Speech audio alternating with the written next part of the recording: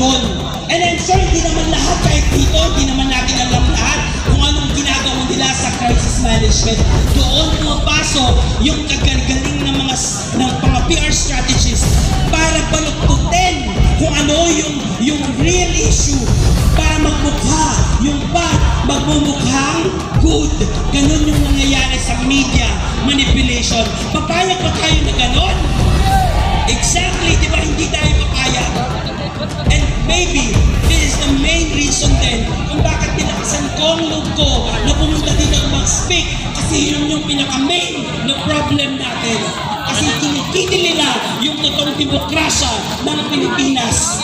And I'd like to share with you, so ito na yung last na kanina yun, pero I'd like to, sa end conclusion ko lang yung panawagan lang natin.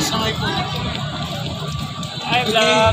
So, just want to ano lang din, ano pa yung sinasabi natin, kahit na sa 1987 Constitution, ano ba yung pinaglalaban natin dito?